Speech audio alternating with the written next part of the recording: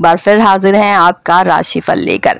बात करने वाले हैं कन्या राशि की, और जैसा कि आप जानते ही हैं कि मासिक राशिफल में हम बात कर रहे हैं नवंबर 2022 के महीने की।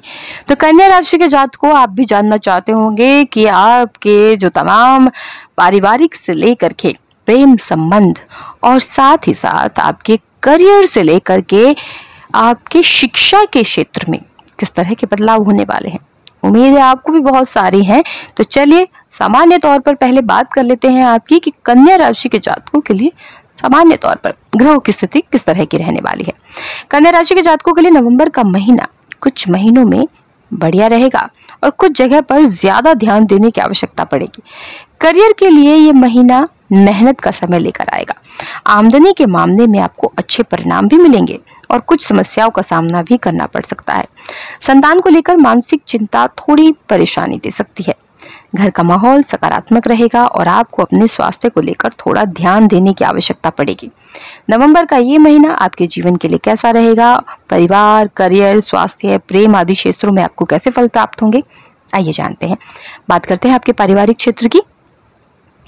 आपके लिए यह माह पारिवारिक रूप से शुभ संकेत लेकर आया है। यदि आपका किसी सदस्य के साथ मनमुटाव है तो वो दूर होगा। वह घर में सुख शांति आएगी। इस माह आपके घर में कोई नई खुशी भी आ सकती है, जिससे सभी का मन आनंदित रहेगा। आपके दादा दादी का स्वास्थ्य बिगड़ सकता है, इसलिए उनका विशेषकर ध्यान रखें। यदि आपके पारिवारिक जीवन की बात करें तो महीने की शुरुआत में शुक्र, सूर्य और केतु की उपस्थिति आपके दूसरे भाव में होगी, जिससे परिवार में काफी लोगों का आवागमन होगा। अतिथि आएंगे जाएंगे और घर में चहल पहल रहेगी। इससे घर का माहौल भी सकारात्मक रहेगा। लेकिन केतु और सूर्य के प्रभाव से आपकी वाणी में भी थोड़ी कर्कशता बढ़ेगी, जिसके परिणाम स्वरूप घर में उतार चढ़ाव की स्थिति और आपसे खफा भी हो सकते हैं। आपको उनकी नाराजगी को झेलने की बजाय उन्हें समझाने का प्रयास करना चाहिए और सभी से अच्छे से पेश आना चाहिए, ताकि परिवार में आपको भी मान सम्मान मिल सके। व्यर्थ में अपने आप को श्रेष्ठ साबित करने में उल्टा सीधा बोलने से बचे, इससे आपका रिश्ता बिगड़ सकता है। महीने के उत्तरार्ध में शुक्र और सूर्य तीनों ही आपके तीसरे भाव में चले जाएंगे और केतु महाराज अकेले आपके दूसरे भाव में होंगे।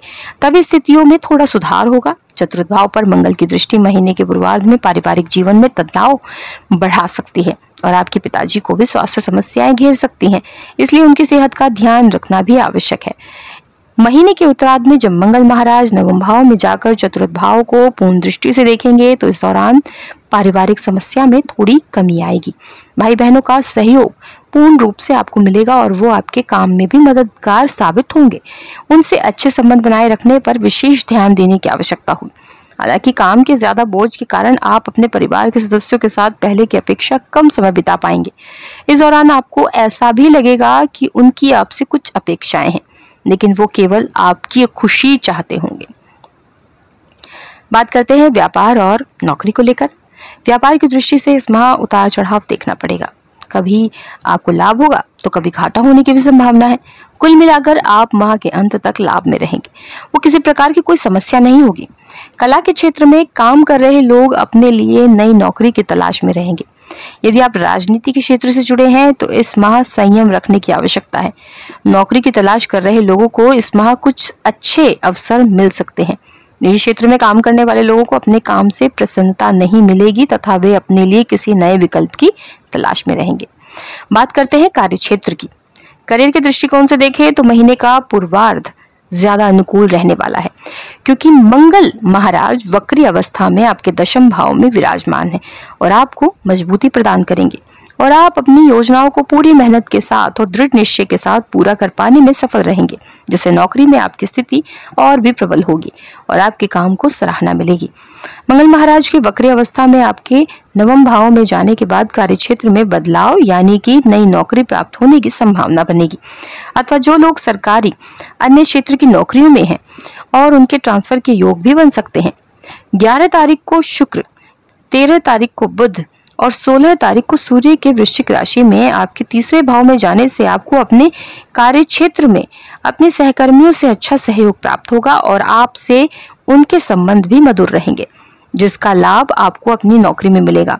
क्योंकि वो आपके काम में आपकी मदद करेंगे और आपके सही मददगार बनेंगे।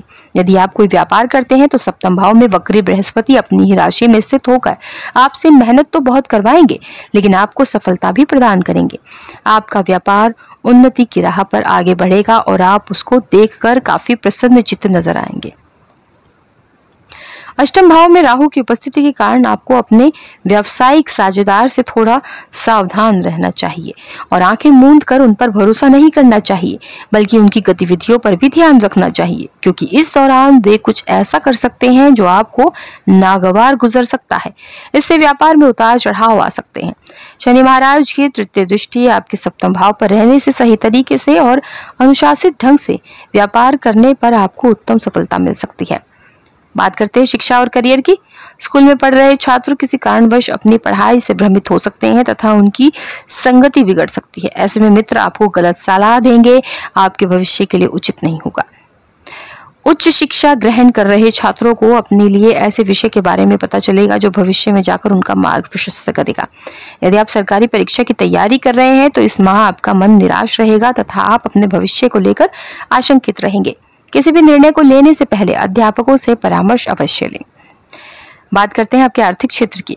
यदि आपके आर्थिक दृष्टिकोण की बात करें तो महीने की शुरुआत में शुक्र और केतु कुंडली के दूसरे भाव में विराजमान होंगे। इसके परिणाम स्वरूप आप धन पाने में सफल हो सकते हैं। आपके पास एक से ज्यादा माध्यमों से धन की प्राप्ति हो सकती है जो आपकी आर्थिक स्थिति को बढ़िया बना सकती है।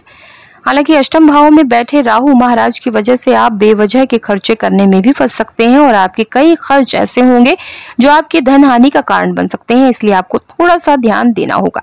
सूर्य के तीसरे भाव में गोचर करने से आपको सरकारी क्षेत्र से लाभ के प्रबल योग बनेंगे।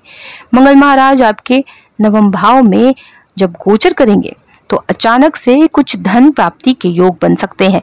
ये धन अप्रत्याशित होगा जिसके बारे में आपने पहले कोई अनुमान नहीं लगाया होगा। शनि महाराज की पंचम भाव में बैठकर पूर्ण दृष्टि एकादश भाव पर आने से एक नियमित आमदनी बनी रहेगी जो आपके खर्चों को पूरा करने में मददगार बनेगी और आपका कोई काम रुकेगा नहीं।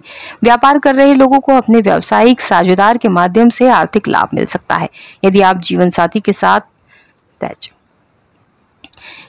साथी के नाम के साथ उनके साथ कोई काम करते हैं तो इस दौरान लाभ के योग बन सकते हैं।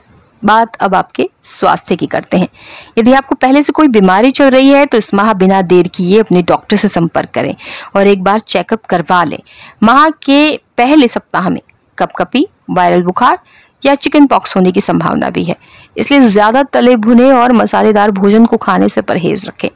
यदि आपके स्वास्थ्य पर दृष्टि डाली जाए तो ये कहा जा सकता है कि महीना स्वास्थ्य के मोर्चे पर शुरुआत में काफी कमजोर रहेगा, इसलिए आपको बहुत ज्यादा ध्यान से रहना होगा।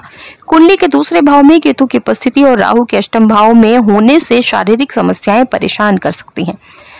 आपको भोजन से जुड़ी परेशानियां, मुंह के छाले, दांतों में दर्द की समस्या पीड़ित कर सकती है अथवा दाहिनी आंख में दर्द होने की संभावना से भी इनकार नहीं किया जा सकता। लेकिन शुक्र, सूर्य और बुध के तीसरे भाव में जाने के बाद स्वास्थ्य संबंधी स्थितियों में बदलाव आएगा और आपकी पुरानी समस्याओं से मुक्ति मिलेगी। आप रोगों से लड़ने में कामयाब रहेंगे, लेकिन गले में खराश या समस्या हो सकती है।